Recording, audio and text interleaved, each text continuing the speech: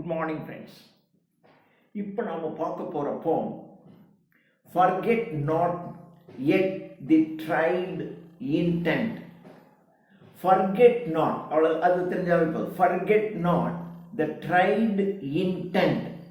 This is the first line of the poem written by Sir Thomas Wyatt. Thomas Wyatt எழுதின ஒரு போம்னுடைய முதல் வரி இதையே இந்த பாயிண்டினுடைய தலைப்பாக வைத்திருக்கின்றார்கள்.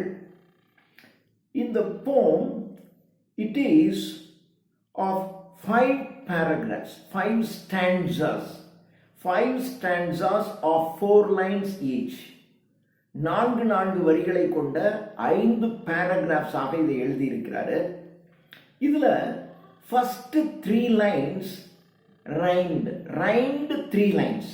முதல் 3 வரிகள் ஒரு ரைம் பண்ணப்பட்டிருக்கும். 4வது line, 4th line is a refrain, is a repeated line.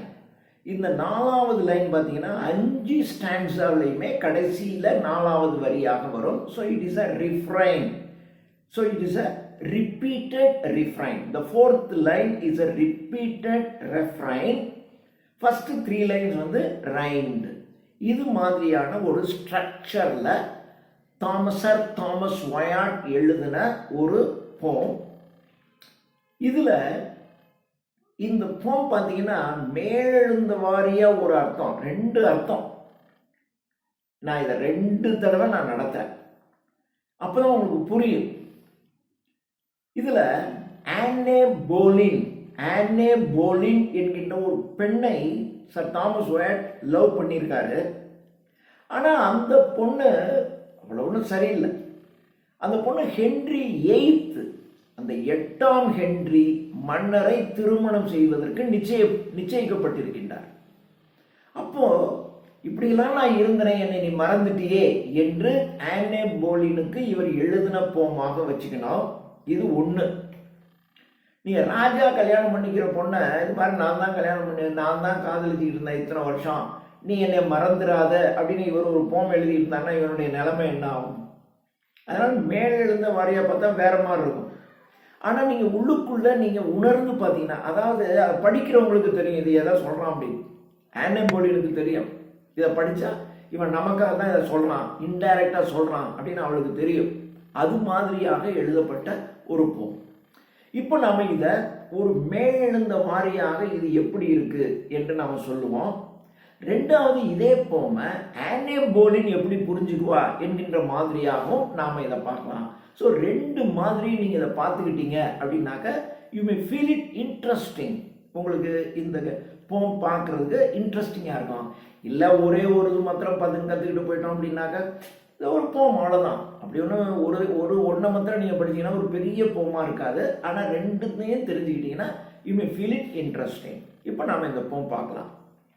Forget not yet the tried intent.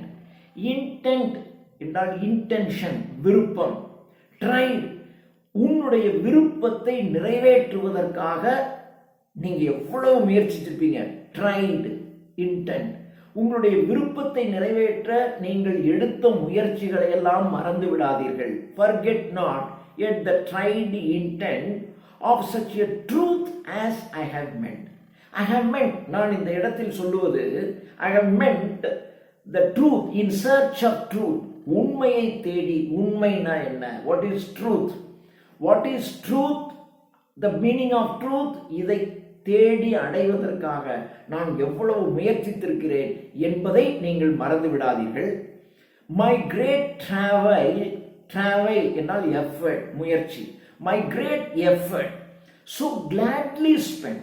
I spent time to know the meaning of truth gladly. நான் விருப்பப்பட்டு, நான் மிக அதிகமாக முயற்சி செய்து இந்த ட்ரூத்னா என்ன என்று கண்டுபிடிப்பதற்காக நான் கடினமாக உழைத்திருக்கிறேன், முயற்சித்திருக்கிறேன்.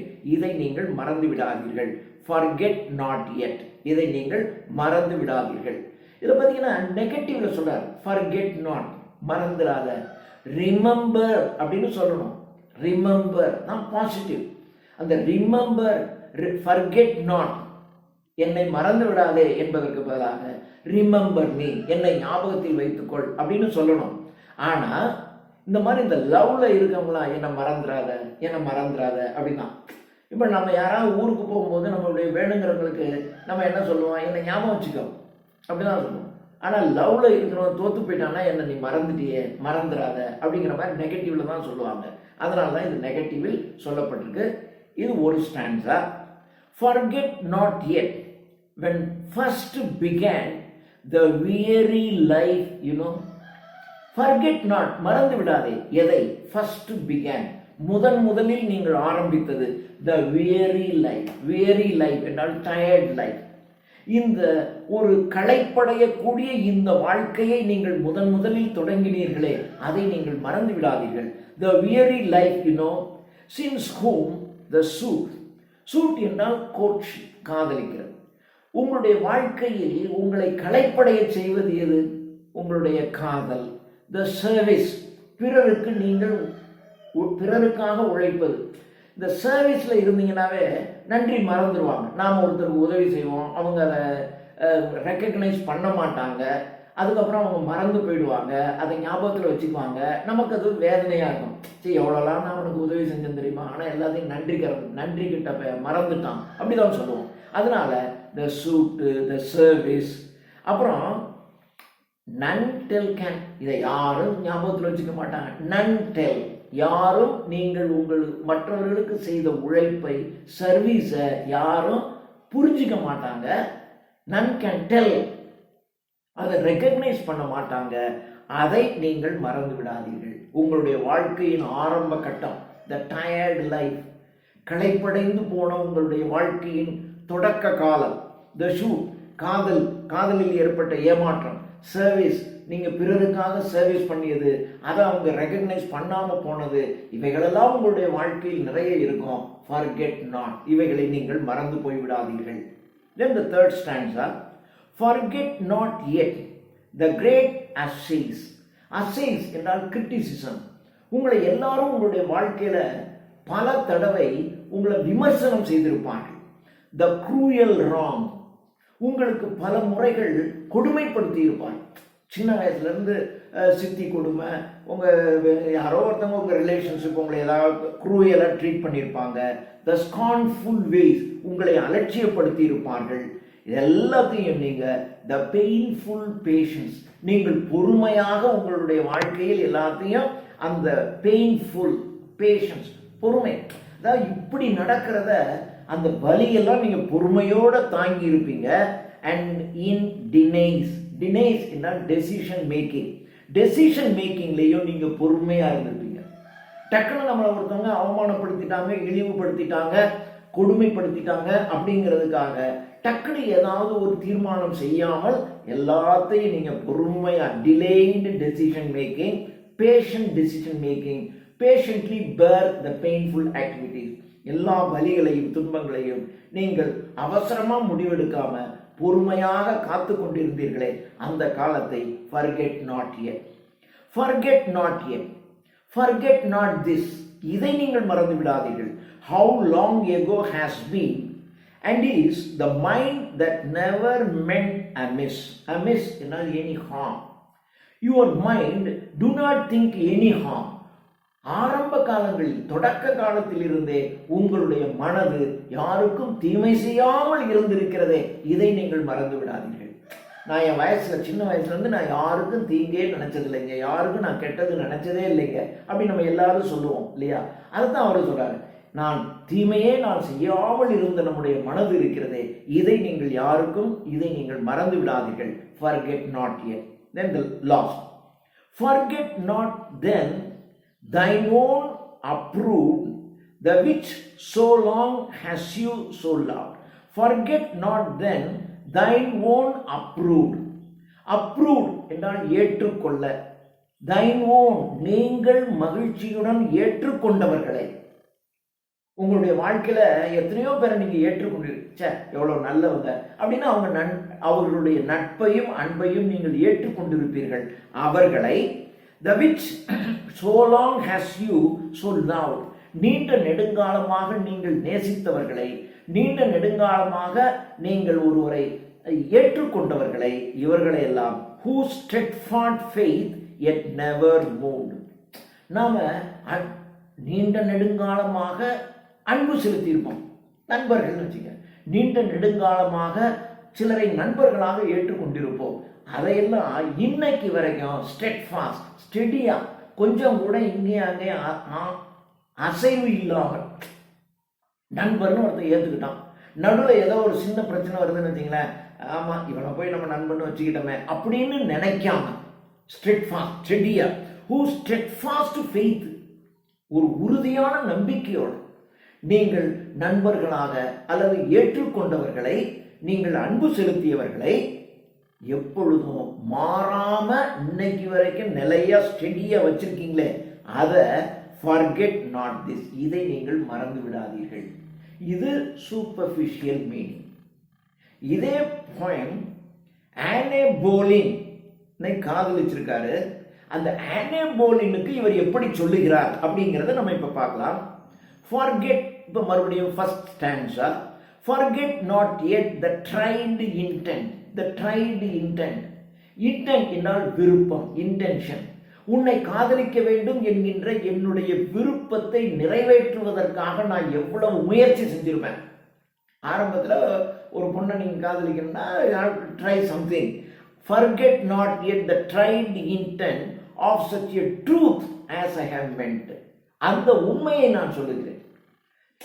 ஒரு பொண்ணை காதலிக்க ஆரம்பிக்கும் போது நடுவில் கொஞ்சம் பொய்யெல்லாம் சொல்லியிருப்போம், ஒரு பில்டப் பண்ணியிருப்போம், எவ்வளவோ பண்ணியிருப்போம்.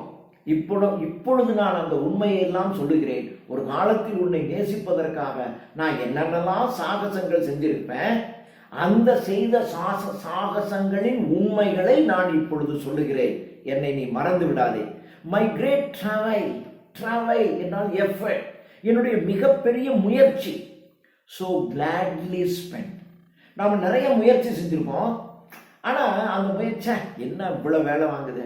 ஒரு வேலைக்கு நீங்கள் முயற்சிக்கிறீங்க, ஏதோ ஒரு ஒர்க்குக்கு முயற்சிக்கிறீங்க, ஆனால் அது ரொம்ப கடுமையாக இருக்கும்போது வருத்தமாக இருந்துச்சே, என்ன அது இறங்கிட்டோம், என்ன பண்ணுறது, எப்படியாவது செஞ்சு தானே ஆகணும், அப்படி செய்வோம்.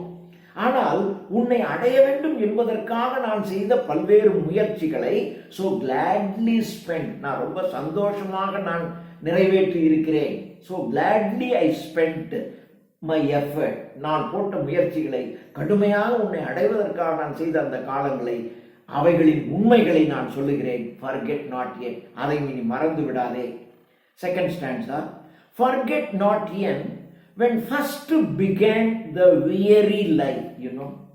ஆரம்ப கால வாழ்க்கை எல்லாருக்கும் டயர்டா இருக்கும். ஆனா அந்த வாழ்க்கையில ஒரு காதல்னு வந்துருச்சுன்னா அந்த காதல் மகிழ்ச்சியாக இருக்கும். ஏதோ நம்ம கல்லூரிக்கு போவோம் வருவோம், ஒரு டயர்டாக இருக்கும், ஏண்டா போகிறோன்னு கூட இருக்கும். ஆனால் போகிற வழியில் அல்லது கல்லூரியில் நமக்கு ஒரு காதல் இருக்குன்னு வச்சுங்க, அப்போ நம்ம காலையில் எழுந்திரிச்சு கல்லூரிக்கு போகிறது என்ன, அங்கே பேசுறது என்ன, அப்போ எல்லாமே மகிழ்ச்சியாக மாறிடும். ஸோ தொடக்க காலத்தில் என்னுடைய டயர்ட் லைஃபாக இருந்துச்சு.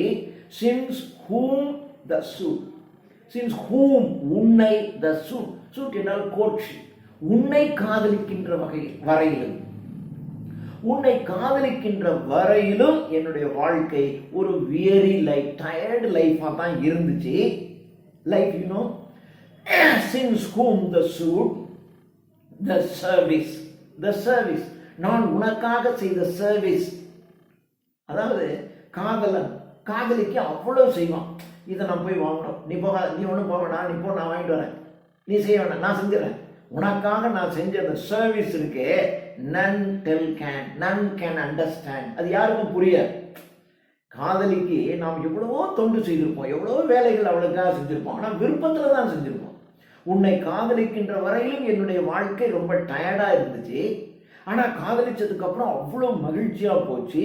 நான் உனக்காக செய்த சர்வீசஸை யாரும் இதை புரிஞ்சுக்க மாட்டாங்க, ஆனால் உனக்கு அது புரியும். forget not yet, உனக்காக அன்று இந்ததை செய்தேனே, நீ நாளைக்குள்ள இந்த ரெக்கார்ட் நோட்லாம் முடிக்கணும்னு சொன்ன, எல்லாத்தையும் கொடு, நான் எழுதிட்டு வரேன்னு சொல்லி எல்லாத்தையும் எழுதி கொண்டு வந்து வச்சிருப்பேன். இவ்வளோ படம் போட்டு நாளைக்கு சப்மிட் பண்ணணும்னு சொல்லுவேன். எல்லாத்தையும் நான் எடுத்துகிட்டு போய் உரிய பர்சன்ஸ்ட கொடுத்து எல்லாத்தையும் வாங்கி நான் உனக்கு முடிச்சு கொடுத்துருப்பேன். எவ்வளோ காரியங்கள் நான் செஞ்சுருப்பேன். இதெல்லாம் மற்றவங்களுக்கு அதெல்லாம் தெரியாது. none can understand, but forget not, நீ மறந்து விடாதே. Third stanza, forget not yet the great assays. உன்னை நான் காதலிப்பதை பார்த்து பலர் எவ்வளவோ என்னை விமர்சனம் செய்திருக்காரு. போய் இந்த அவகிட்ட மாட்டிக்கிட்டான்டாங்க. ஏன்னா இவளையா நான் காதலிச்ச? எத்தனையோ பேர் என்னை விமர்சனம் செய்திருப்பார்கள். forget not yet the great assays, great criticisms, the cruel wrong. நீயே எனக்கு எவ்வளவோ சமயத்தில் என்னை கொடுமையாக தண்டித்திருப்பாய், எனக்கு தவறு இழைத்திருப்பாய். நாளைக்கு வரேன்னு சொல்லுவேன், திடீர்னு வரமாட்டேன், அப்புறம் ஒரு வாரம் உன்னை பார்க்கவே முடியாது. இப்படி எவ்வளோ கொடுமைகளை எனக்கு இழைத்திருக்கிறாய். த ஸ்கான்ஃபுல் வேஸ், எத்தனையோ முறை என்னை நீ அலட்சியமாக நடத்தி இருக்கிறாய். எல்லாத்தையும் பெயின்ஃபுல் பேஷன்ஸ், நீ எல்லாம் தெரியுது எனக்கு, இருந்தாலும் நான் உன்னை காதலித்ததற்காக நான் மிகவும் பொறுமையாக நான் இருந்திருக்கிறேன். And delayed in decision making, அதை சரி இப்படியெல்லாம் செய்கிறா, இனிமேல் இவ்வளோ வேண்டாயா, அப்படி கூட நான் அவசரமாக முடிவு எடுக்கலை. எல்லாத்தையும் நான் பொறுமையாக இருந்தேன். டெசிஷன் மேக்கிங்கில் கூட நான் பொறுமையாக இருந்தேன். சரி இருக்கட்டும், அதனால் என்ன, நம்முடைய காதலி தானே நம்மை அலட்சியப்படுத்தினார், நம்முடைய காதலி தானே இப்படி படுத்தினார் என்று எல்லாவற்றையும் நான் பொறுமையாக காத்து கொண்டிருந்தேன். forget not yet, இவையெல்லாம் நீ மறந்து விடாதே. the fourth stanza, forget not yet, forget not this. ஜென்ரலாக சொல்லிட்டு இப்போ இதை மறந்துடாத. how long ago has been, எத்தனை ஆண்டுகளுக்கு முன்பாக, அண்ட் அதாவது எத்தனை ஆண்டுகளாக நான் காதலிச்சுட்டு இருக்கேன். நான் ஒன்றும் திடீர்னு போன வாரம் காதலிச்சுட்டு இப்போ போல, எத்தனை ஆண்டுகள். அப்போ என்ன நீ முழுசாக புரிஞ்சிருப்ப, உன்னையும் நான் முழுசாக புரிஞ்சுக்கிட்டேன். 2 மாதத்துக்கு முன்னாடி தான் காதலிச்சேன், இப்போ தான் உன்னை பற்றி நான் தெரிஞ்சுக்கிட்டேன், அதனால நான் விலகிறேன்னு சொன்னால் ஓகே. எத்தனை ஆண்டுகள், அப்போ எல்லாரும் என்னை பற்றி உனக்கு முழுசாக தெரியும், உன்னை பற்றி எனக்கு முழுசாக தெரியும். how long ago has been, and is the mind, என்னுடைய மனம் உனக்கு தெரியும். என்றென்றும் தீமை, யாருக்கும் தீமை செய்யாத மனசு. நீ என்னை விட்டு போயிட்ட, என்னை விட்டு நீ போயிட்ட, உன்னை நான் பழி வாங்குறேன்பா. என்னை இவ்வளவு நாள் காதலிச்சுட்டு ஏமாற்றிட்டு இப்போ நீ அரசரை திருமணம் செய்து கொள்ள போகிறாய். அந்த அரசர்கிட்ட இதெல்லாம் நான் போட்டு கொடுக்குறேன்ப்பா. நீ வேற ஒருத்தனை திருமணம் செய்ய போற, அவங்ககிட்ட போய் இதெல்லாம் இந்த போட்டோவெல்லாம் காட்ட போறேன், இந்த நீ எழுதின கடிதத்தெல்லாம் காட்ட போறேன். அப்படி நான் உனக்கு செய்யறேனா? செய்யல. எத்தனை ஆண்டுகள் ஆனாலும், எத்தனை ஆண்டுகள் நீ என்னுடன் பழகி இருப்பாய். பிறருக்கு தீமை செய்யாத மனம் உடையவன் என்பது உனக்கு தெரியும். பிறருக்கே செய்ய மாட்டேன், நிச்சயமாக நான் உனக்கு செய்ய மாட்டேன். the mind that never meant amiss any harm, forget not yet. இதெல்லாம் மறந்துடாத. திடீர்னு விட்டுட்டு போயிட்ட, ஆனால் நான் உனக்கு பழி வாங்க மாட்டேன். இவன் பழி வாங்காத உள்ளம் உடையவன் என்பது உனக்கு தெரியும், எனவே மறந்து விடாதே. forget not then thine own approved, the which so long has you so loved. forget not then thine own approved. நீயே விரும்பி ஏற்றுக்கொண்டவன் நான். நான் ஒன்றும் அவனை விரும்பல, அவன் தான் என் பின்னாடியே சுத்திட்டு இருந்தான்னு நீ சொல்ல முடியாது. நீயே விரும்பி ஏற்றுக்கொண்ட என்னை forget not, the which so long has you so loved. அதே மாதிரி உன்னையும் நீண்ட நெடுங்காலமாக உண்மையாக நேசித்துக் கொண்டிருக்கிறேன். who steadfast என்றால் steady, மாறாத உள்ளத்துடன். நீயே விரும்பி ஏற்றுக்கொண்டவன் நான், உன்னை நீண்ட நெடுங்காலமாக மாறாத உள்ளத்துடன், steadfast faith yet never moved. என்ன கூட அந்த பொண்ணு கூட தான் என்னை காதலிக்கிறேன்னுச்சு, ஆனால் நான் உன்னை விட்டுட்டு மாறி போனேனா?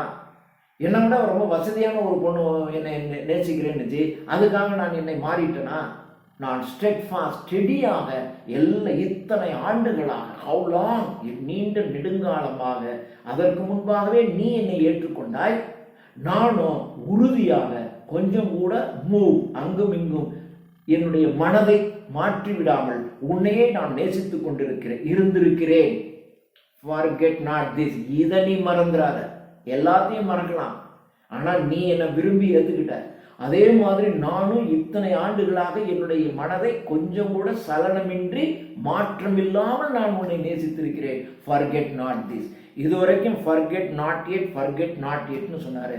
கடைசியில இது ஒரு முக்கியமான பாயிண்ட், இதை நீ மறந்துடாத என்று சொல்லி முடிக்கிறார். இப்போ நீங்க பாத்தீங்கன்னா புரியும்.